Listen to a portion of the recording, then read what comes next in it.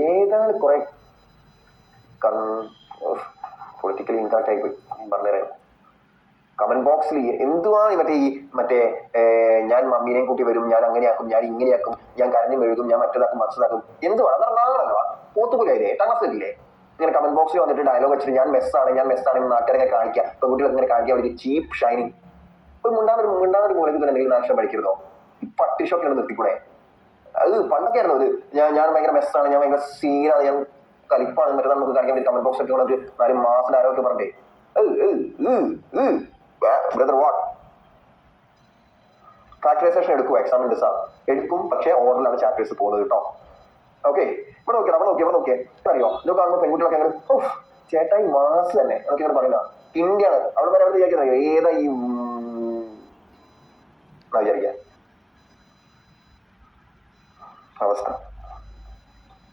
ഇതിനൊക്കെ ഉണ്ടല്ലോ നിങ്ങൾ ഇപ്പല്ല ഒരു 2 കൊല്ലം കഴിയുമ്പോഴല്ലോ വിവരം എടുക്കുമ്പോഴല്ലോ നിങ്ങൾ തിരിഞ്ഞു നോക്കുമ്പോൾ ഈ ഇതൊക്കെ ഓർമ്മ ഉണ്ടെങ്കിലോ ക്രിഞ്ച് അടിച്ച് സ്വയം മരിക്കും എന്നാണ് വിചാരിക്കുന്നത്. ചാടി മരിച്ചാൽ വിചാരിക്കും ഏതെങ്കിലും കൊക്കയിലൊക്കെ പോയിട്ട് നിങ്ങൾ തന്നെ ക്രിഞ്ച് അടിച്ച് മരിക്കും ഇങ്ങനത്തെ സാധനങ്ങൾക്കൊക്കെ.